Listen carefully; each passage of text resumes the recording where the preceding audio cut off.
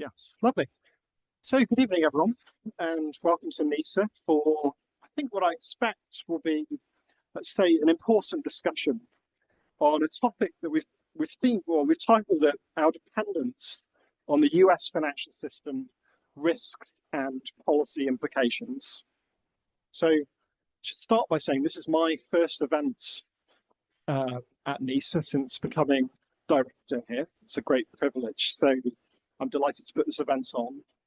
In the period ahead, we're going to try and put together an exciting program of events in the area of macro finance, growth and productivity, stuff related to what you're going to hear about today.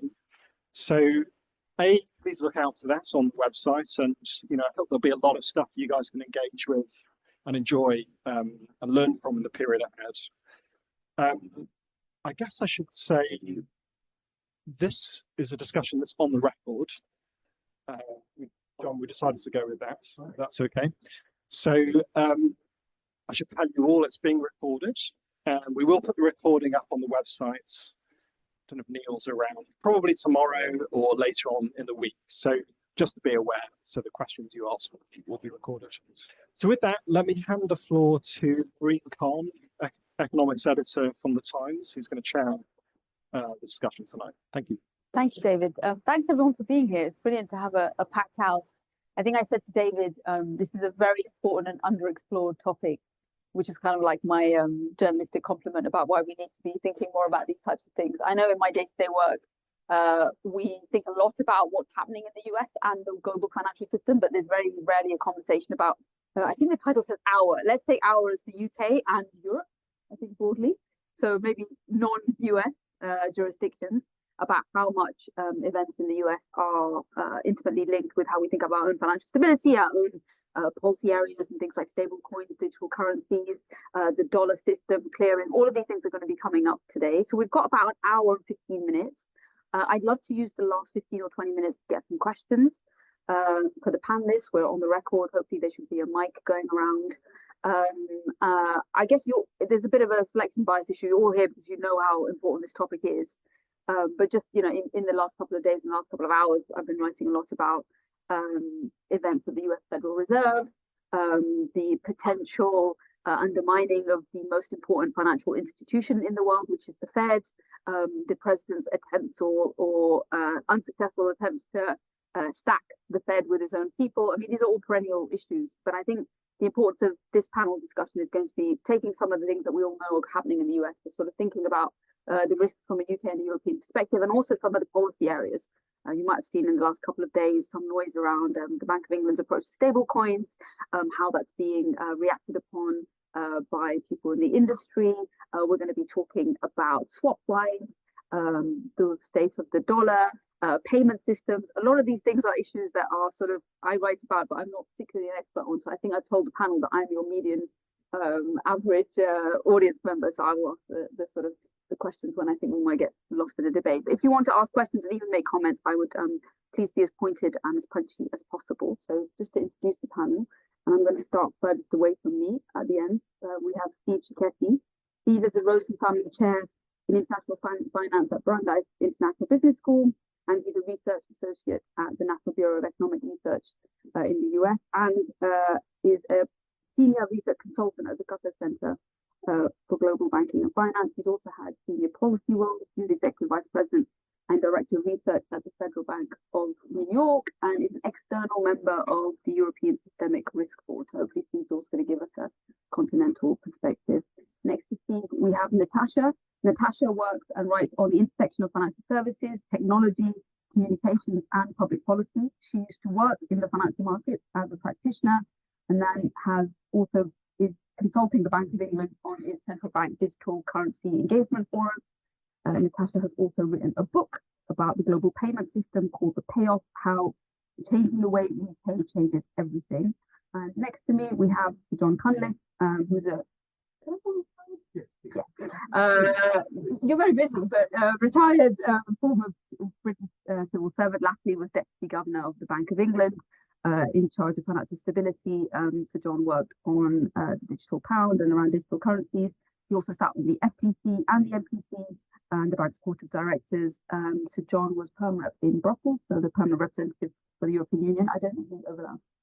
No, we didn't. I was there after Brexit and has also served in various roles, including second permanent secretary at HM Treasury. And the reason I say he's busy because last year, Sir John was appointed to chair the Independent Water Commission, which produced its results a couple of months ago. How we're going to kick off is that each of our panelists is going to take the floor for a couple of minutes to sort of address the broad issue about the risks and the policy challenges, particularly in the areas that they are specialists. And then we'll move into a conversation. Please jump in, disagree with each other. And Steve, I'll give it to you. You've got the floor. Thanks very much. So first of all, it's really a pleasure to be here and to see a full room and to see David start his new job. David and I have known each other for a long time, and it's very exciting to have him here. I have been before to the National Institute, but not for many years, and so hopefully that will change, and they will get a bigger room because we're going to in the future have events I think that will be more will be much better attended, but there's a limit to what we can do in here. So Maureen mentioned the fact that I'm on the European Systemic Risk Board. This is an exercise in doing something that goes against my general nature, which is to have nightmares. I would be a very bad risk manager. Risk managers are people that have worse nightmares every day. They wake up than they did the night before. And so it's a sort of escalating nightmares. But I think now it's time that we have to sit here and ask ourselves about about the nightmares. Let me just start by giving you a bunch of facts about the U.S. dollar and about the U.S.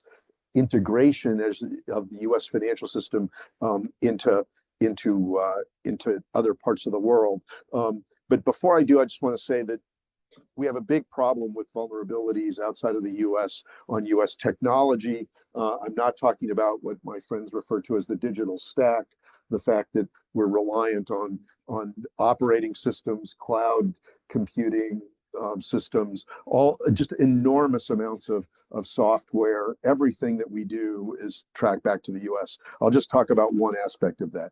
So U.S. dollar usage, 88% roughly of FX transactions. One side is in dollars. That's because if you want to go between two relatively less used currencies, you're always going to go through the dollar. 58% of official reserves, as far as I can tell right now, approximately are held in U.S. dollar assets of one form or another. Those are not all official assets, but they are U.S. dollar assets. 40% of equity and fixed income markets in the U.S., the capitalization of those is in U.S. dollar. Worldwide, the 40% of worldwide markets are in U.S. dollars, and 40% of trade invoicing, as far as we can tell, is in U.S. dollars. Now, this all gives rise to a U.S.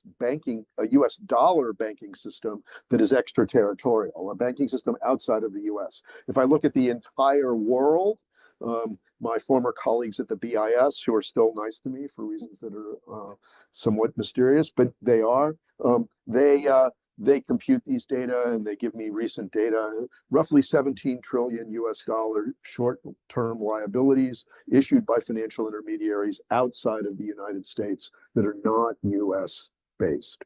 You can get data by country, 2.6 trillion US dollars right now, approximately, issued by UK financial intermediaries. This is a very big deal and something that we'll come back to. But let me just give you two other pieces of information. UK portfolio investment right now in US dollar assets, about $3 trillion. And I guess we can all divide somehow by 1.25 and get ourselves to pounds, but let's not worry about that. FDI in the US, it turns out that UK is rather modest. It's only $750 billion. But those are various very big linkages. So you've got the US dollar being used as a unit of account. You've got an extraterritorial banking system in US dollars that's maybe 3/4 the size of the US banking system. If you decide that you want to include short dollar positions in derivatives, you're going to multiply that by a factor of 2 or 3. So the short dollar positions outside of the U.S. are huge. The other thing to think about then, you want to think about then the fact that that system can get run. Okay. And you also want to think about the fact that whenever you engage in a US dollar transaction, let's say that you wanted to shift funds from just a German bank to a UK bank, and they both are offering US dollar accounts, which they likely would do. That transaction is very likely to touch the US financial system somehow. It doesn't have to, but it almost surely will, because that's the efficient way to do it. That is not good, because what this does is it gives the US incredible leverage, leverage which they use in cases where they have secondary sanctions, leverage which they use when they decide to prosecute people for activities that are related to US dollar usage, even outside of the United States. So the question is then, what do you do about all of this? I will leave the discussion of solutions for later, and said that's my stage setting. Let me just, you said, a possible run on this system. Something happened in early April when the Liberation Day was announced. It felt like this system, and I was looking up all the BIS statistics about the massive state of the dollar swap system. How close were we to something actually breaking in those 12 to 48 hours before? Well, I guess having lived through too many financial crises in my life, both ones that I was at the center of and ones where I wasn't, I will tell you that things don't break until they actually break. So coming close to breaking, I don't have a metric for how close. All I know is that they didn't, and one of the reasons that they didn't was that there were backstops in place at the time for all the stuff that could have broken. Okay, so the presence of the backstops alone is keeping things from breaking right now. But one of the questions we have to ask ourselves is, what if those backstops, which are dollar backstops provided by the United States, provided by the Federal Reserve, what if those were to be withdrawn? So let me stop there for now. I'll pick it up, Natasha. There you go. So I'm the non-expert in the room. It's not actually me. There's two of us then. I mean, I see the risks divided into sort of three different risks: the economic ones, which my fellow panelists will talk about; the geopolitical ones, and you mentioned the extraterritorial reach of the US legislation, which is something that many in the US legislature are quite enthusiastic about, and OFAC and US Treasury, who are variously responsible for enforcing sanctions legislation, for example, are quite good at being unclear about in order to extend even further the rules that are already quite exclusive. So what does that mean? It means that our banks have to behave in a way that the US is comfortable with, and the clients of our banks, us, also have to do so. In other words, if we're not palatable to the US, we might not get banked, and I think that's a real problem. We saw one debanking a couple of years ago here, which, whatever one political leaning, I think one found unattractive.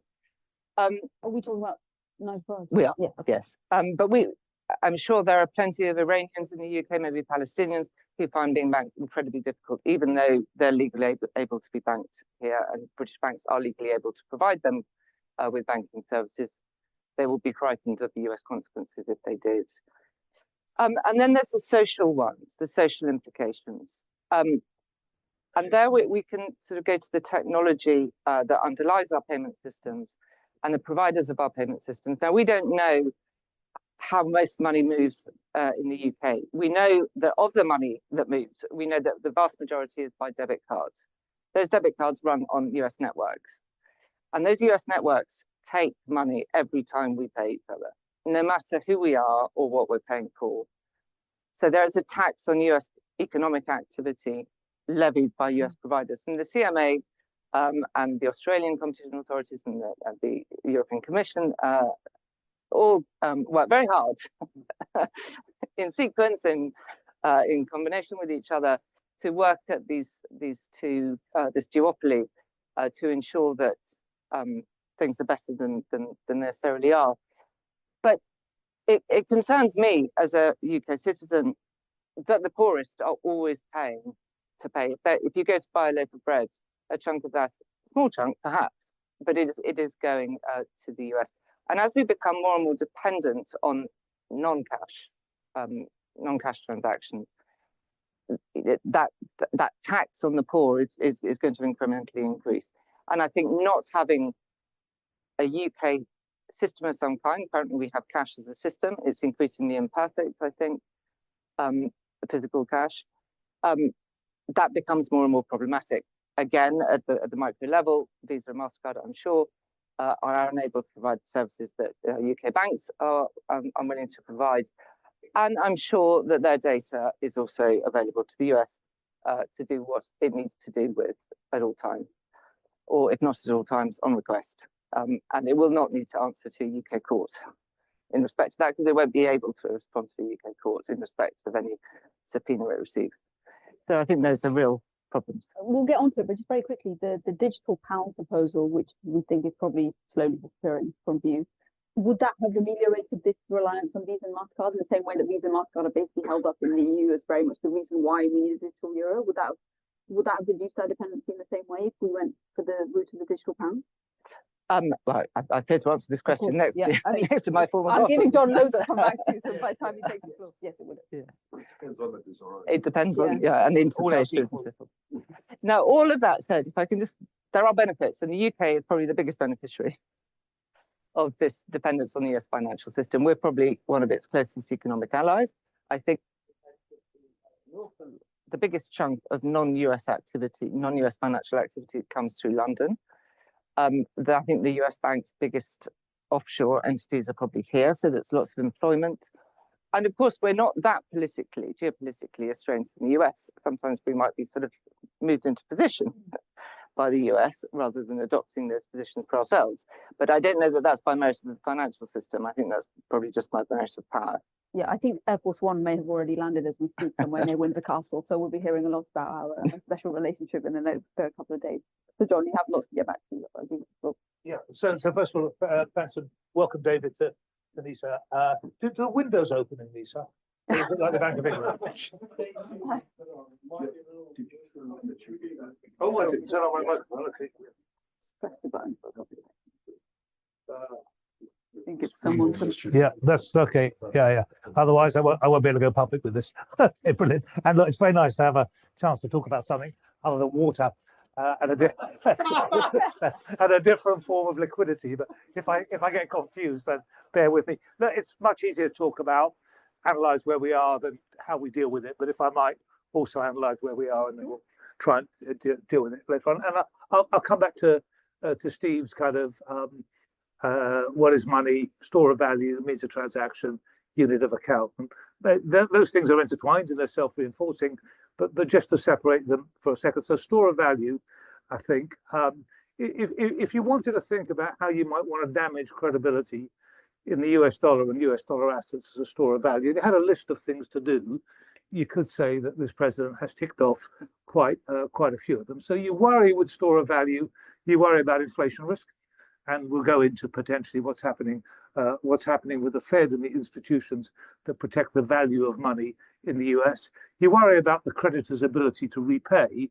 And at the bottom of store of value, and I think Steve mentioned just that the huge amount of dollar liabilities, but at the bottom of that is the US Treasury market, where we're nearly on 30 trillion, with $1 trillion being traded every day. That's the ultimate core funding store of value market. And of course, you see what's happening on the fiscal side in the US. Again, it's not new, but if you wanted to start to worry about the creditworthiness of US government assets, there's quite a lot to worry about now. And then finally, there's the institutional framework, the rule of law, the belief that if you're a creditor, i.e. you've put your value, you're storing your value in this currency and these assets, that you will be protected. If you, in legal terms, then you'll be protected from expropriation. And little things like Stephen Moran's Mar-a-Lago, Section 899, for those sad people like me that follow the passage of US legislation. All of those suggest that there might be a different attitude to the rule of law for investors in the US, and particularly overseas investors. And if I think about the other part, the means of transaction, I'd say that there's two sides to this. One is technological, and one is regulatory and policy driven. So on the technological side, it is, as Steve said, cheapest to transact in a global reserve currency because the liquidity is there, and you don't have to go between currency pairs that just don't have the relationship. It's very expensive to do that, much cheaper to go through the US dollars. But in terms of the cost of transaction, the pipes, the rents that are charged by this whole network of correspondent banks, and the frictions, the time it takes for settlement, the number of times it goes wrong, and the like, the cross-border financial system, cross-border payment system, is particularly inefficient, can be very slow, and is pretty expensive if you're thinking about the costs of using the institutions that run it. That's not, I mean, some of that is regulatory, some of that is the anti-money laundering, counter-terrorist financing hoops that people have to go through. But actually the institutions that run it, and it's effectively an oligopoly, make money on the frictions. So their incentive to remove those frictions is not huge. And technological advances coming along, it's in the crypto world at the moment, and I don't know whether it can be used safely at scale and all those questions, but technological advances coming along that enables transactions to happen faster, value to be transferred instantaneously at very low cost and without use of intermediaries. What is driving that, and you can see that in the stablecoin issues that are starting, stablecoin proposals that are coming into the mainstream. What's driving that, in a way, is just the huge rents that exist that people can disintermediate the banking sector. And on the sanctions side, we've had what my colleagues in international relations call economic statecraft. It's a huge industry around economic statecraft. Great papers get written. But on the sanctions side, use of those pipes, as Natasha set out, for geopolitical purposes by the US has just grown and grown. And Russia, I think, was a watershed. It's one thing when you're dealing with Iran or North Korea. It's another thing where you're dealing with Russia. And that's both the freezing of Russian assets, including state assets, the central bank assets, which goes again to the confidence in the store of value, but it's actually also the weaponization of the pipes to prevent transactions. The de-swifting caused a huge shock through the system. And what it's done is it's made people think about the security of the means of transaction if I'm in this currency. And of course, we could say, well, you know, if you're North Korea, whatever, you should be thinking about that because that's the purpose. But what we've seen now with Greenland and Canada and other areas is that this particular administration appears to be as likely to use all the levers it has against jurisdictions that we traditionally think of as its allies, as jurisdictions that you might think of as its opponents. And the question of the kill switch, which people worry about for F-35s, should I buy US fighter jets because they could be turned off? The issue of the kill switch, I think, exists in terms of payments. I've heard it from people in the payments network of, do I want to use the US system because it might now be weaponized against me? And I'm not the sort of jurisdiction that thought the US system would ever be weaponized against it a few years ago. And the last thing I'd say is we're dealing with dollar, basically core funding markets, which for reasons not to do with the US or whatever, have proved themselves to be very fragile and prone to jumping to illiquidity. So you think about the dash for cash, there are, and the BIS has identified this, the Financial Stability Board has identified this, there are a number of amplifiers in the system now that take a huge liquid market and can push it to illiquidity very quickly, and it generates self-reinforcing dynamics, margin call, basis trades, open-ended funds, etc. And it answers your question, I think. What Scott Bessent saw on the 4th of April was not that the market had jumped to illiquidity, but some of those little indicators were suggesting that it might. And once it does, it runs away from you, very fast. Ask Liz Truss, because we saw an episode of that in this is going out. She'll probably now say something. I don't know. So you've got quite fragile, though they're very liquid, quite fragile markets that move very fast and can develop a very strong negative dynamic. And you've got this geopolitical risk and the like. And the last thing I'll say is, I don't think this is the end of the dollar as a reserve currency overnight. That is kind of one of the possibilities, but it's being held together by lack of alternatives. It's quite powerful still. But you don't need to see big movements. You don't need to see big political events potentially to trigger some of those instabilities. And if you can't put the fires out quickly, then we're into the sort of nightmare world that Steve used to worry about and I used to worry about on financial stability. Just on the financial stability point, because you mentioned Scott Bessent, who I guess in some ways he's quite an interesting figure because he has lots of ideas and he's been around Wall Street. And he obviously saw what was going on with the basis trade and, the Citadels and the Millenniums of this world basically calling up and saying, we're going to be in trouble, we need to do something. If you add the factor in of the maybe slightly capricious or unpredictable nature of how this administration might think of how to keep the dollar together, is Bessent actually someone that from the outside, anyone feels that is actually more of a trustworthy kind of figure to have inside the administration? We've had things on the SLR, they want US banks to hold more treasuries, fair enough, stable coins is another way to increase treasury demand. But are there any kind of bright spots that you might think, bright spots? Is there any people in this administration which might give you more of a reason to feel that actually financial stability and the preservation of the role of the dollar is something that still matters inside the White House? So I think the role of the dollar still matters inside the White House generally, because the administration has said that it'll sanction any administration that tries to move away from the role of the dollar. But the understanding of how markets work and the risks in markets, I think Bessent has that. Lutnick might, although he's heavily invested in crypto, so I think he's a bit conflicted. But there's a question about whether understanding it means you can persuade the president that it's real, and that the people in the White House and sit in the Oval Office who don't understand it believe you. And the reassuring thing about 4 April is that we saw Bessent and Lutnick sort of brought into the office to stand behind the president when he made his statement that he was going to pause for 90 days, which suggests that Scott Bessent was believed when he said, boss, there could be a problem here. Whether that will happen next time or not, I don't know. I'm going to disagree with John. What? No, I think that I think Bessent has I think that for those of you that haven't, you might look at the recent Wall Street Journal editorial, and there's a somewhat longer. I read it. A longer on piece, the Fed, right? Yeah. And so, and also, so Bessent's piece there, I think, reveals the true his true nature, where he says that the Federal Reserve's quantitative easing, which was designed essentially to stabilize these markets, is in fact the reason for the inflation that came later.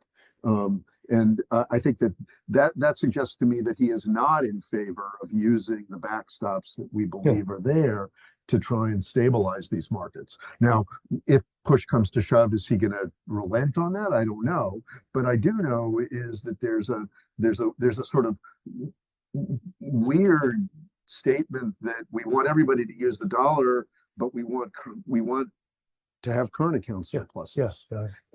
So we want everybody to invest in the U.S. to buy U.S. assets, but at the same time, we want to have current account surpluses.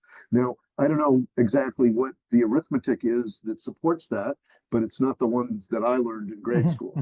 And nor is, but let me just make sure that people understand a few things that we've said, because I think it's there are a couple things that were sort of buried there, and because John made some really important points about the potential for expropriation. Mirren's proposal, for those of you that don't know, is that the U.S.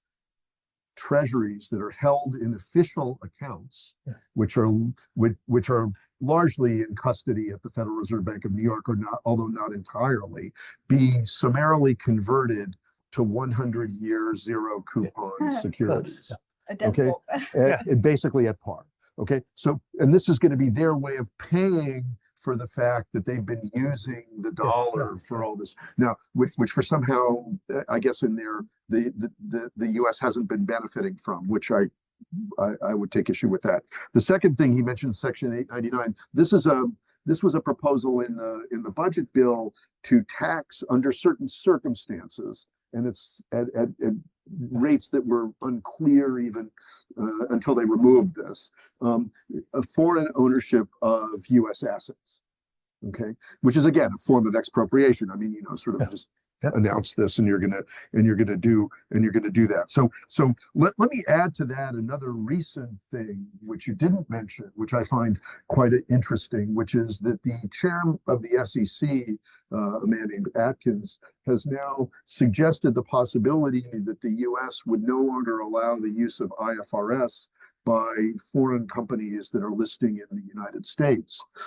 You should all actually rejoice at this. I think this is something that you should say, this would be great.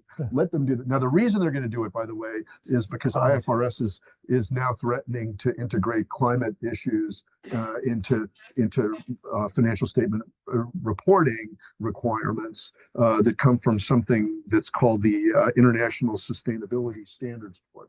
Which is actually a part of IFRS Foundation, but that doesn't matter. But the point is that they're making threats that they're going to not allow the use of IFRS in the U.S. And I think that at this point, if they start driving people out, I mean, could you imagine Klarna? Klarna is a Swedish company. Which just listed last week in the US. Could you imagine them agreeing to not have climate-related disclosures in their financial statements? It's kind of unimaginable. But it's true for many, many other firms as well. That just happens to be a recent example. But anyway, I'll stop there for now. So you listed all the ways in which this administration is basically weaponizing its financial omnipotence against other countries. So the over sort of withholding tax disappeared because the G7 basically decided they didn't want to tax, they weren't going to apply the OECD minimum tax, which is kind of part of the strategy. Everything's on the table, tariffs are all mixed in, trade imbalances are mixed in. You give us something, you give us something else. Does that give you any sense of thinking, well, actually, ultimately, he wants to make deals, so you throw everything into the mix, and then ultimately you just agree to buy loads of US soy or loads of LNG, and ultimately all these other things will go away in the end? Well, maybe that's fine this week.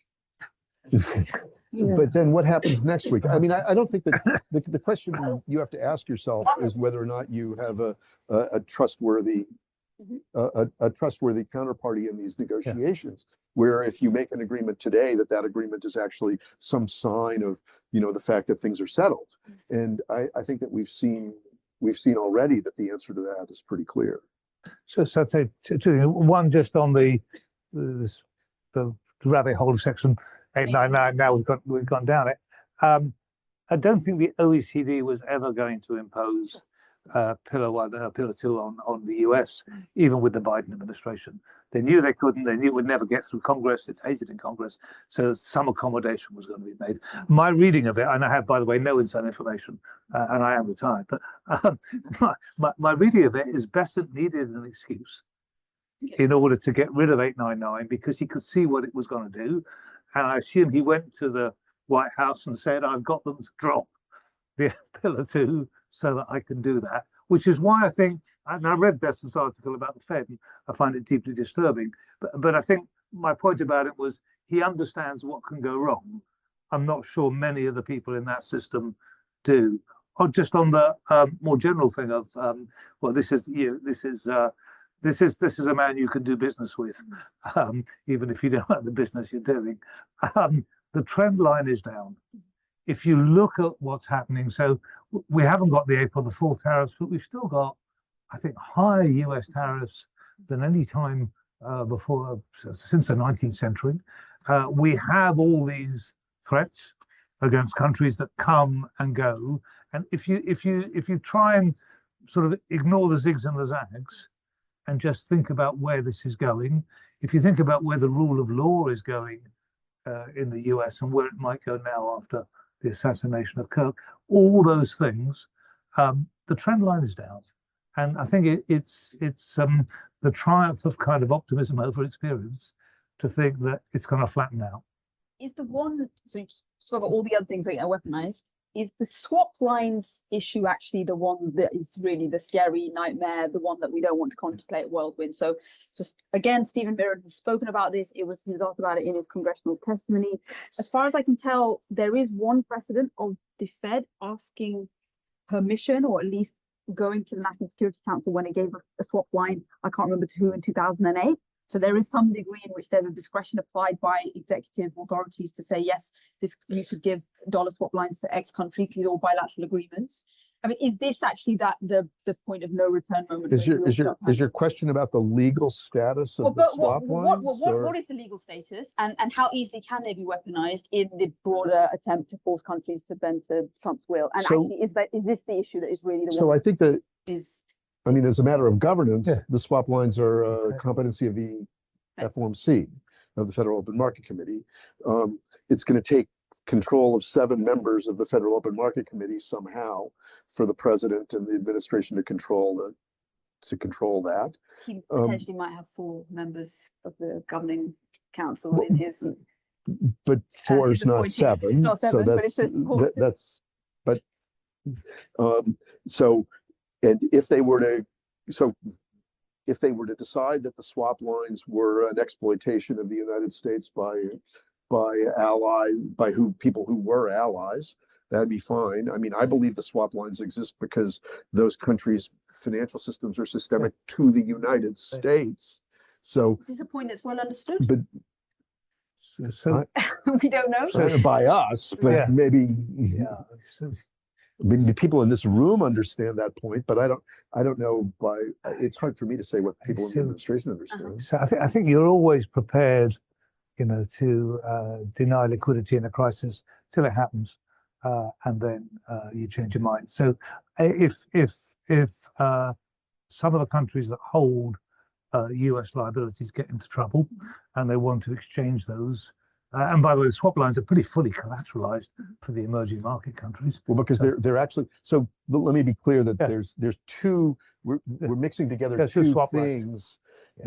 There's the liquidity swaps that exist only with a half a dozen large country important central banks, which are effectively not collateralized. Yeah. But then there are the ones that are actually, UK, yeah, the UK, Yeah, yeah, including the UK. G7. there's the repo, there's this foreign international monetary authority repo facility, which allows them to repo US treasuries if they own them, and most of these people do.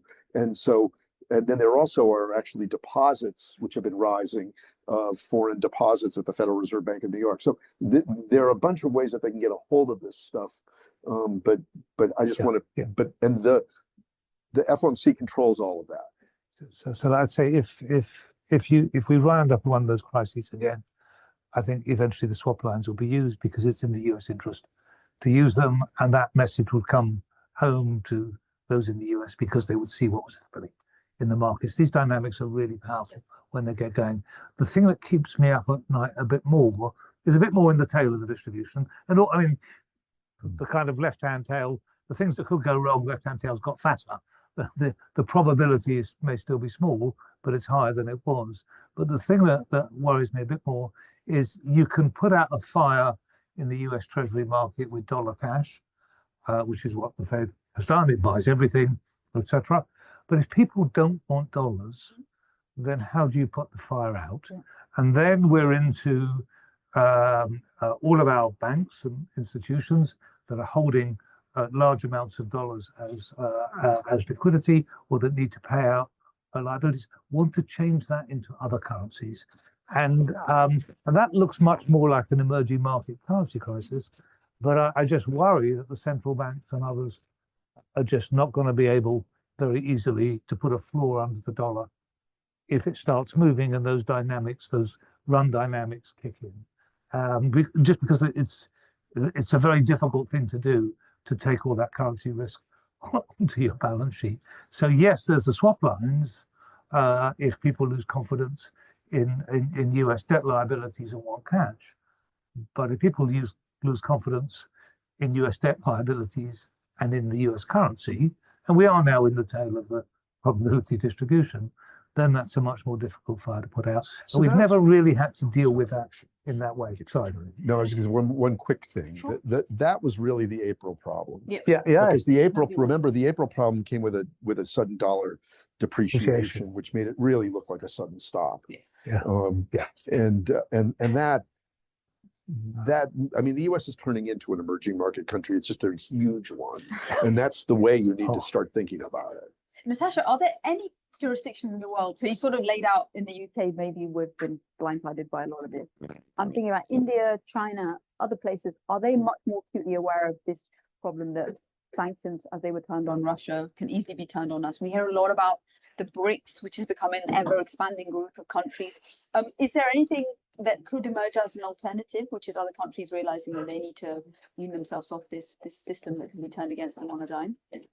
There's a lot of questions in there, but so the first question, were we blindsided? I mean, Britain preceded the US, and I don't know, but my guess is that Britain was more powerful. The financial world was smaller back in 1914, but we were a lot more powerful within it, and we could have stopped everything in a much more dramatic way than Trump could have done, and we chose not to. Perhaps I believe we chose not to because to maintain our position, it didn't work out so well, but over the long term, but shorter term, it did work out. So I would have thought if any country was aware of the risks, it was us. I think we are the best positioned country, notwithstanding any differences we may have with the US currently, but we have been the biggest beneficiary of US power. And we are in the position that we're in with the US for several reasons. And one is the trade relationship. So the reason we end up with dollars is because we sell stuff. And the reason that everyone wants to deal in US dollars and all the crosses are to US dollars is efficiency. And if we had many reserve currencies all across the world, life would be a lot more expensive, trade would be a lot more expensive, unless we found a better way of dealing with all of these things.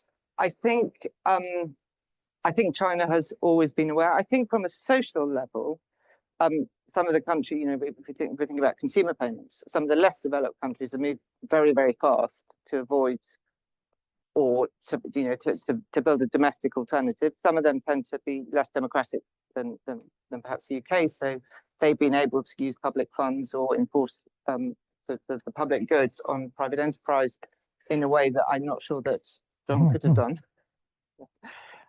or the UK government would want to. What kind of countries? So Brazil, India, China, for example, Singapore. Singapore has a very good domestic payment system. I think the EU and France in particular has always been alive to the problem, particularly France, which is particularly incensed by the fact that a French invention is now owned by Americans and so forth.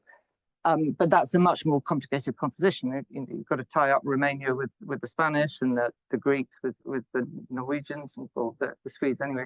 So yes, but it's not a trivial proposition at a domestic level.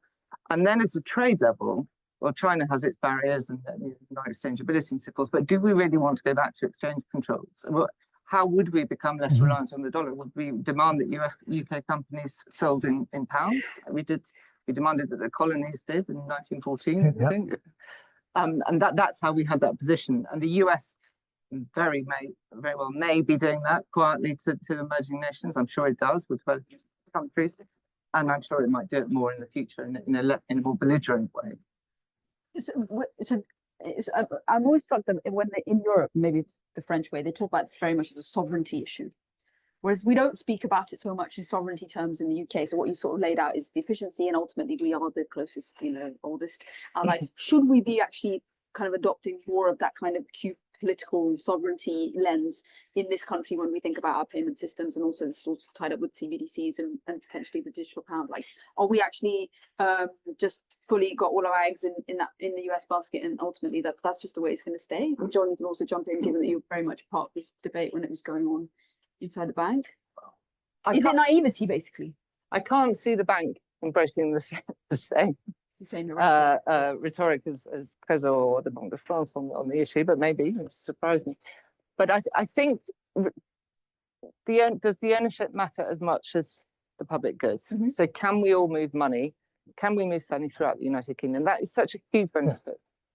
we think of money as being such a divisive thing, but it's actually one of the few uniting things across the United Kingdom that we can seamlessly move money from the Asa Hebrides to the Brecon Beacons, and that's magnificent. And we should be able to do that at no cost immediately is really centuries worth of achievement to have got there. And I be worried about preserving that in a way that we can ensure that remains the case. Does that mean sovereignty? I don't know.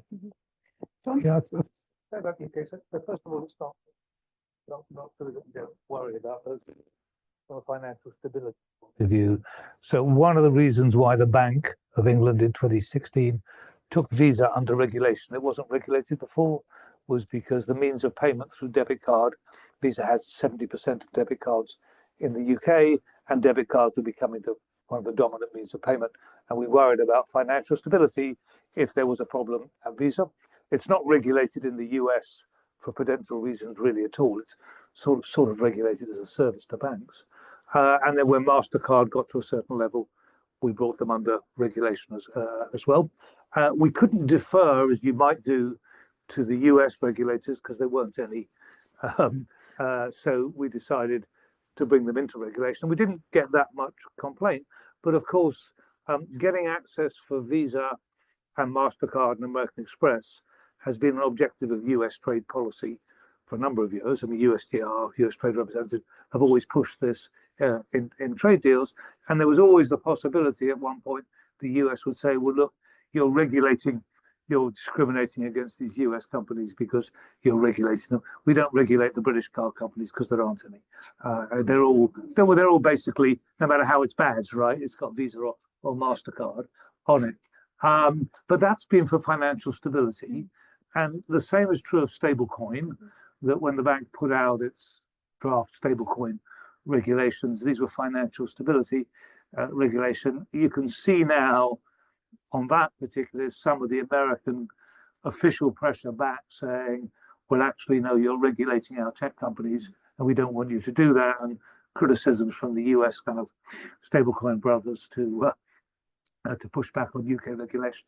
So I think the possibility of the US pushing against UK prudential regulation because of for trade reasons or to open up the business for its tech companies, including its fintech companies. So far, they haven't done it for MasterCard and Visa, who have been very good. They've accepted regulation. That possibility is there. The concern about the kill switch, which I talked about. So Russia, basically Visa and MasterCard withdrew from Russia because they were told to, but they happened at the time of the Crimean, Russia's invasion of Crimea. So by the time we got to Ukraine, the Russians had built their own system, MERS, their own kind of credit card system. I don't think we have thought about it in that way, that leverage might be used against us. I think the French have a different view, but they don't have the same national attitude to a special relationship with the US. They don't see themselves as the US closest ally. Their military is not integrated in the way that ours is. They're not part of Five Eyes. It's the intelligence sharing community.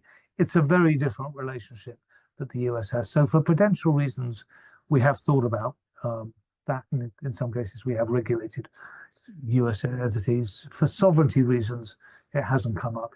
Yeah, let me just make a comment about the EU and the Euro area in this context, because I think that, again, the just only a half a dozen EU member states have card systems that are of any size. Yeah. Okay.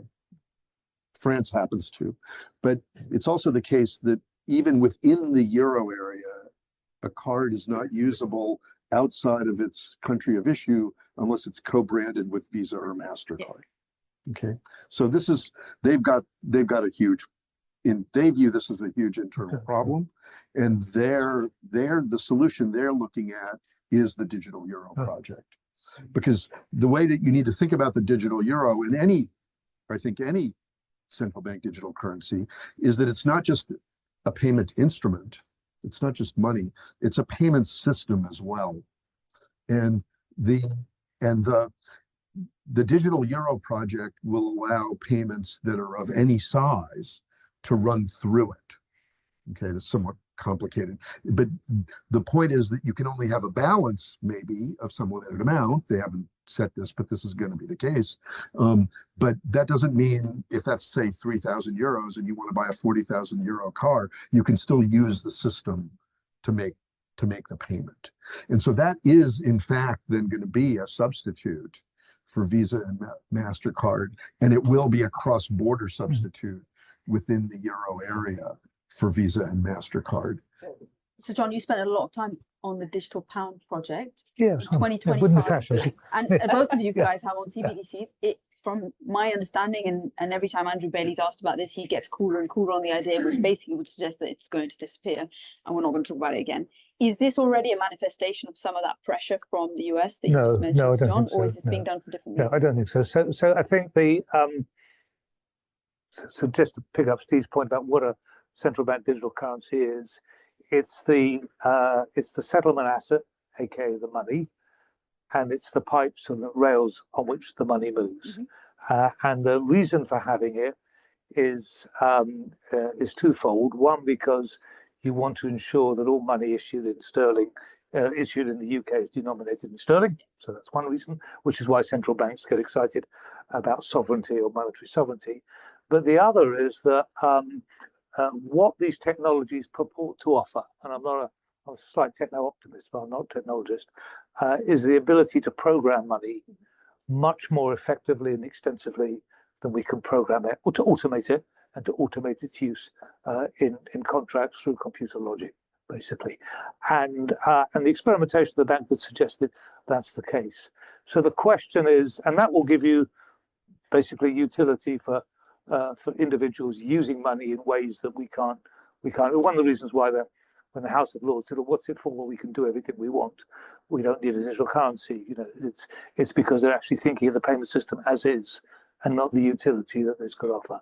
And there are really three ways that utility could be provided. It could be the stablecoin providers. So that's exactly what stablecoin does, and you could do smart contracts and the like, and they hope to come into the wholesale and retail system that way. It could be done by the central bank that would provide the money and the rails, but leave the programming and the applications to the private sector. And there's a competition reason for doing that, rather than having an app store. You know, so you want to use Apple money, you have to use Apple rails or whatever. We provide a public money, but you can program it to get some of the advantages. And the third is that the banks use those technologies to tokenize bank deposits, which is basically the main form of transactional money that we use. And I think where the Bank of England is, and Andrew has said this, that his preference would be for the banking system to do the tokenization and to tokenize bank liabilities, to provide all of this, and the Bank of England to retain monetary sovereignty and manage it through its management of the banking system. And then he said, but the banking system has been extremely slow to do that. They don't like to touch their legacy systems, and I'll go back to rents. There's a lot of money made out the way things are. Is this, it goes back to this intermediation as well? Yeah, so basically, I think what he's saying, I would like the banking system. Do its job, okay. If it doesn't, we will need to do a digital currency. But the first step would be the transactional money for the retail, well, not wholesale. Wholesale is the banking system. But at the retail level, transactional money is provided by the now. It's the private bank in the future, but using the technology that will open up this possibility. And I think that's where the bank What do you make of where this debate has gone? I wouldn't question. I think when I look at it, I look at banks, and I'm used to it. If you look at who's in the UK, some of them are British of origin, some of them not British of origin, some of them are big, some of them are small, some of them are primarily building society, some of them are all being results. Most of the banks they have very different interests, different interests, and they report on a quarterly basis. And they have a large number of people that work in the payment division who are very special payment divisions. And the payment ecosystem, all these functions that they don't want to use, and infrastructures that they have their jobs thanks to. So there's a whole great feeding pot that will not want to change. And what will they all disagree with each other? Because within a bank you've got the power people and you've got the back people, you've got all these different. So I think the bank will need a very big stick.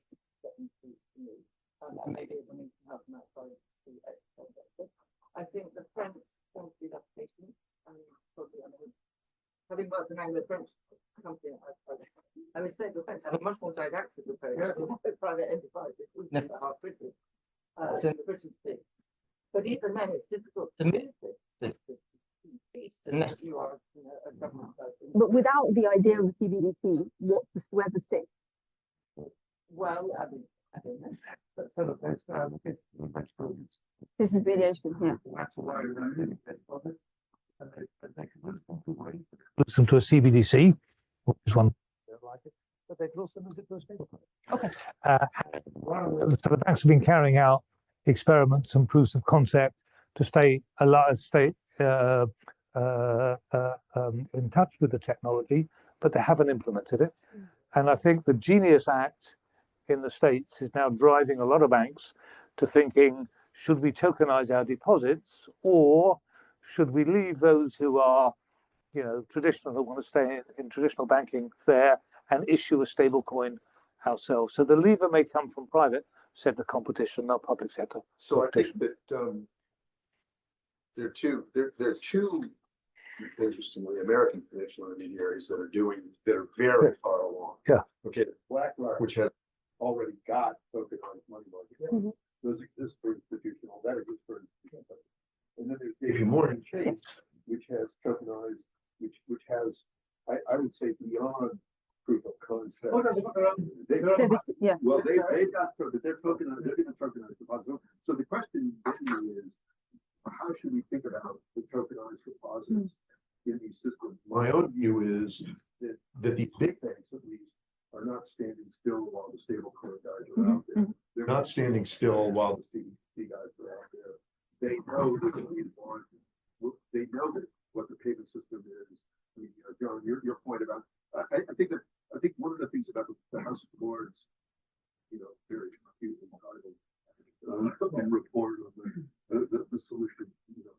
It's a solution of a problem. That they're not imaginative enough about what we can do with money. No. They're not sitting there saying, well, what if I want to send money to my college age kid, but I don't want them to buy beer?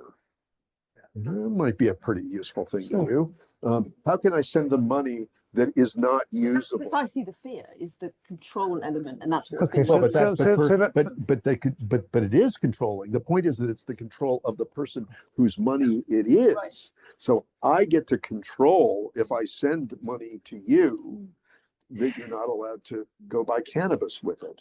Yeah. Now we can decide. You can decide how you feel about Sure. that. Yeah. But I do get to control So that. I have an example for it. Sorry, if you want to dive down a technological rabbit hole. We did a project with the Bank of International Settlements Innovation Hub called Project Rosalind in the UK about 3 years ago. And what we did is we set up a sandbox, as it's called, of a fairly simple system with only 2 or 3 parameters that could be programmed. And then we asked banks, payment companies, fintechs, anybody to come along and say, okay, we've picked 25 of you, go away with this ability to program money, okay, and come up with some ideas that might be of interest to, retail customers, to citizens or whatever. And they came up with a whole range of ideas. And actually the range of things you could program it to do with just some very simple parameters was astounding for me. But one of them they came up with is, when you buy a rail ticket online, as you do, then you bought the ticket. We know when the train leaves, because that's a sort of checkable fact, and there are computer systems that tell you that. It is possible to program the money so that the transfer is locked. You've paid Northern Rail, but Northern Rail doesn't get the money till the train leaves. And if it leaves 10 minutes late, it gets 97% of the money. And if it leaves an hour late, it gets, you can't imagine when we tested this, how popular this idea was with people. Now you could probably program individually a payment for Northern Rail to do that. But if at the same time you wanted to use this for something else, you'd have to program that individually. And what the kind of CBDC or the tokenization concept does is it gives you quite a simple way of programming money for lots of uses that people would find valuable. So, I mean, I think the banks in the UK are a bit behind the banks in the US, and I'm not sure JP is thinking of tokenizing retail rather than wholesale. Well, I did anyway, but I'll give Natasha the last word, and then I've got lots of but questions about just to say, if somebody else is about to, you hold on to your lunch, as long as you can. And the point at which you eat your own lunch is when you're scared that somebody else will start eating it for you. And we're quite close to that point, I think, now. So to those that would say this is the CBDC is a solution looking for a problem, I think there's a very more. I would like to, and if I take payment, I take it from you, I wouldn't take it by card. It probably takes me 2 days to get that money on my card. But I can pay the card provider to give me the money, even though it actually has the money. That money is not in the UK banking system, or at least it might be in their accounts, but I'm at risk to that card provider, which is not a British card provider. And they will offer to lend me money against it, basically to forfeit me. That all those transactions, I could actually pay that money out within that ecosystem. So this applies to eBay, it applies to Amazon, it applies to some of the biggest providers like Square and Stripe, but many of the formats in the so that is already debanking the banking system. It's taxing businesses, and presumably this will take they don't have this problem, but all the smaller and medium-sized businesses are being taxed. But the UK banks, they're losing the business, they're losing the transaction flow. So the problem is real. It also creates this fragmented system of sterling. It's either my money is sterling at RBS or it's not. Yeah. And in this case, it's not. Okay. There is no recording. Okay, we're going to open it up to the floor. Do we have a microphone? We do. So I will group the questions. Do we have any questions? If not, I'm gonna ask more about stablecoin. Yeah. One here. One. So we got gentleman here, then David, and then we'll go to the just let us know who you are as well. I'm Peter Gordon, I'm retired, do various things in transport economics, amongst others. My question is, if there is going to be a problem very consistent, one, how long would it take for other countries to replace it? Would there be agreement amongst the other countries? We could have the European system, which people like the majority of this is not possible. And will it be possible to do it without America reacting, or do it surreptitiously? No. So we need to know what you think about. This is moving away from the dollar financial system or something around payments? Well, so it's a question about payments, which is you mentioned the Visa, Visa's based Visa, MasterCard based in the US. Could we move systems over here? Would it be feasible? The reason I've answered, or could you do it? Thank you. And then David, just a couple of words behind. Hello, I'm David Millett from Reuters. A question for John and also for others as well. Given the various sort of risks that you sort of outlined, are there any actual steps you think the Bank of England should be taking now in terms of agreements on sort of swap lines with other central banks, or other things to sort of guard against some of the worst case scenarios that you think might be coming down the track?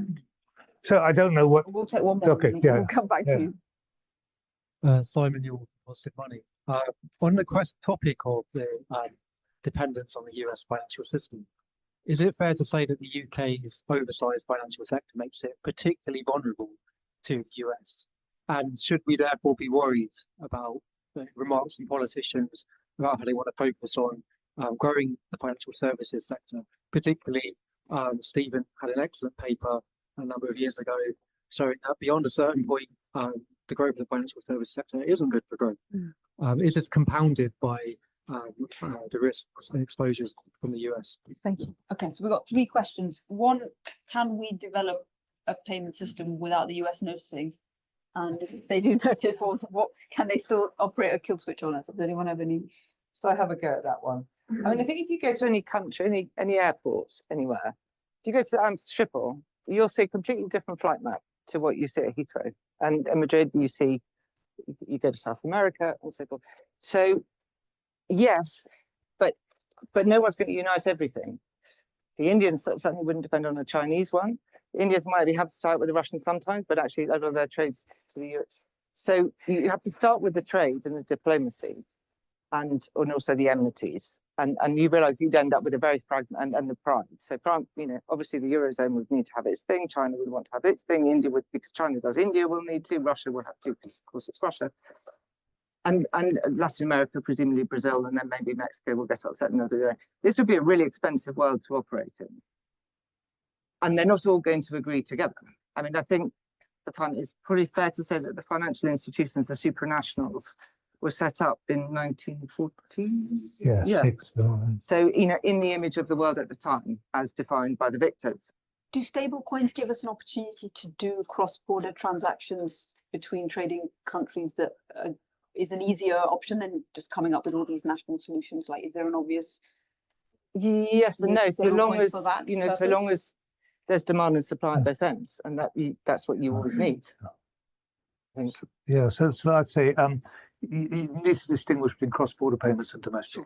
So people are paid in pound sterling for the moment. They trust the Bank of England on inflation and the government on fiscal credibility. So we don't want to be paid in other currencies. They do their shopping, in sterling. So there is no reason why we couldn't have a domestic. Why we use the American card companies. I mean, the Visa we use is only American because Visa Inc. bought Visa EU back in 2015. If you look at Sweden, it's got its own payment system, but it's now decided to use the Euro payment system, TIPS, for its retail payments.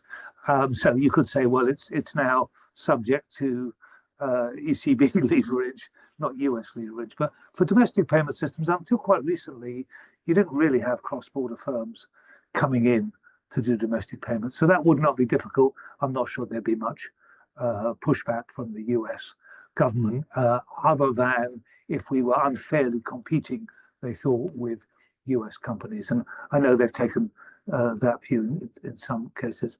On the cross-border system, Natasha is right. It is a global public good to have a reserve currency. It's just a more efficient way of transacting, of pricing, and it's the floor, if you like, for the US dollar is the floor for all other things are priced off it in that sense.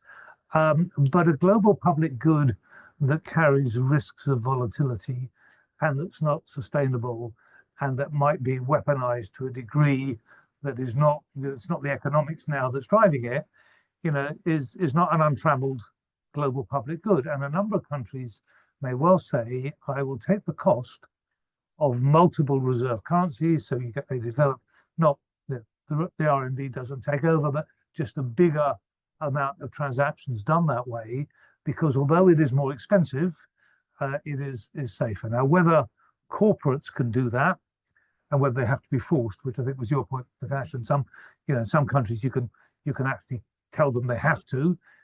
In other countries, they may take the cheapest way. But there was an interesting speech by one of Biden's Treasury, I think it was may have been Jay Shambach, one of the assistant secretaries at the US Treasury in the Biden time, on this reserve currency point, when the US Treasury got very worried about a BIS project, which was being driven by the Chinese, Enbridge, which was that if we want people to stay in the dollar, we have geopolitical reasons for doing that, but we can't try and keep people in the dollar and actually keep them in old technology at the same time. And if technologies come up that allow you to transact and move money much more cheaply, then some of the higher cost of not being in a global reserve currency is offset. So if you can do a cross-border transaction at 4 basis points, which is very low, and the like, but you have to pay more on the foreign exchange because you're going between Saudi Real and Mexican pesos, and it's just not a very liquid market. Actually, the technology, the cheaper technology, may well compensate for some of the lower liquidity and higher cost. And I think the Shambach point was, we in the US have got to try and provide that technology. Otherwise, we may find that we lose some of our reserve status. So it is a less efficient world. But hey, I mean, look at the trading system. you know, we're in a less efficient world already. So Steve, we hear a lot about the global euro moment. Well, let me just, well, Is so that- is first that of all, an let me just emphasize something, Natasha. The way I think about it is there's an enormous amount of efficiency having one numeraire. Yeah, yeah. Okay. You know, if you start having more than one numeraire, it's n times n minus 1 over 2 yeah. prices that you got to keep track of. And this is ridiculous. I mean, it's why we don't do barter transactions when we go out there. I mean, so that's pretty fundamental. The question about the payment system, though, comes back to a little bit to, I mean, I think that the big banks, if they manage to tokenize retail, could take this over and could provide what you're talking about. Now, cross-border, because then they could offer things that look like stablecoin accounts all over the place, and then all the transactions become on us for them, and it's pretty simple.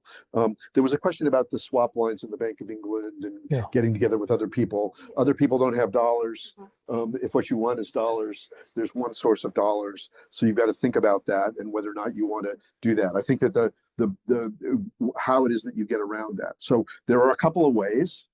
And if what you really need is dollars, so you can pool resources, so you can come to pooling agreements across central banks. But what they should be pooling is not their securities, because the risk is that you won't be able to repo them.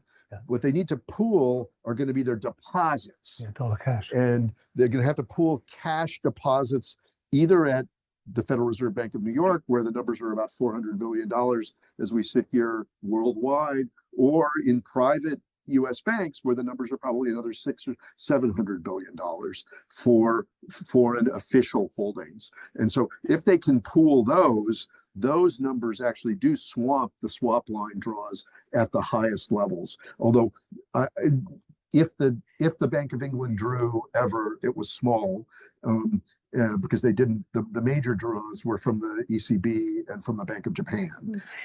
So for the Bank of England, I'd say for some reason doesn't seem to be. It was run well enough domestically that there wasn't a real problem. There was a question about the UK being so dependent.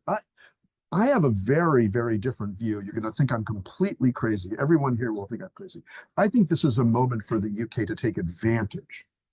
I think that you have a financial system and you have a structure that says we can substitute for the underlying markets, the underlying derivatives infrastructure, and various other things in the banking systems that the US has been providing. So we should start sucking that stuff into the UK.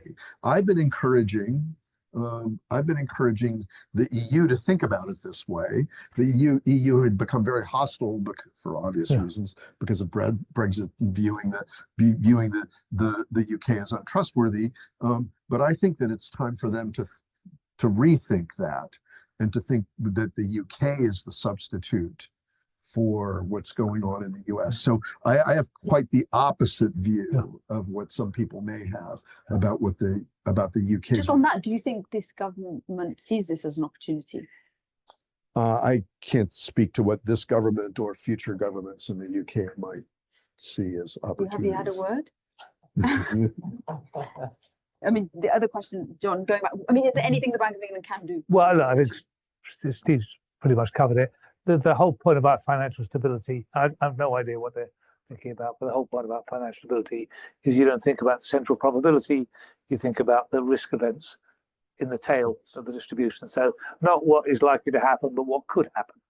Okay, and I imagine the Bank of England and the BIS and others are thinking about what could happen. But if the question is really sudden stop on the dollar, you know, that nobody wants the dollar anymore, we are not going to get out of that. I mean, there isn't, given the size of the market, that's going to be a huge problem, I think, for the global financial system in the UK. And on this question of is our financial system too big or too small or whatever, the larger your financial system is relative to your GDP, which is the problem, the more you need to make sure that it's well run and well supervised, because when it goes wrong, it's very expensive relative to your taxing power, and your economy to put it right. That's a different thing to saying there is a point at which it becomes counterproductive. But one of the reasons why I think the bank has always tried to be at the kind of leading edge of financial stability is that we learned in 2008-9 that if it goes wrong and it's much larger than your economy, it's very painful to fix. And the economic consequence, the recovery from the financial crash in 2009-10 was longer than the recovery from the Great Depression in the 1920s. So it is a painful thing to fix when it goes wrong. But that's the reason why the larger it is relative to your economy, the better your regulation and supervision needs to be. Sasha, do you want a final word on any of the, on maybe the how Britain should navigate these choppy waters coming? I don't know, but one thing we haven't touched on is clearing of the Yeah, we costs, have to. and that is something that we have. Yeah. And I think the Bank of England is probably quite close to that position. I think they'll start to it here. I think the Bank of England was probably less sympathetic when the Eurozone was unsympathetic to the idea of their government bonds being cleared in the United Kingdom. I worked in the clearing market at the time, and I have to say I had some sympathy with the European point of view on this, because if your assets are cleared in your jurisdiction, you can facilitate the counterparty in times of need and so forth. And I think what we're seeing with the US at the moment is all of our financial systems effectively clearing US dollars. They're holding US dollars, they're marking them at par or give or take close to par, which a Spanish clearinghouse could do in 2013, and a UK clearinghouse did not do in 2013, causing some diplomatic eruption. But now we could see this in real time with the US dollar, and that's terrifying. I think what we should never give up is that domestic clearing facility that we have. And I don't think there's anything wrong with us clearing other assets, other non-UK assets. But if I was a country, that's one thing I would not want to give up, that the sovereignty of. So I think we gave the clearing of Euro jurisdiction bonds has gone back to the EU. The issue for the clearing houses is the derivative positions and cross-border interest rate, which is no one currency. It's basically transactions in interest rate derivatives cross-border is where that's where the Europeans see I mean, that's a huge market, and they see their institutions using London. It's the same as the reserve currency. If you do it all, it just becomes a lot more expensive. Thank you. I think we have run out of time. That was a fantastic discussion. My head is spinning with stuff that I didn't know before I got into this room. So thank you everyone for being such great sports and for everyone's questions. So my final pass is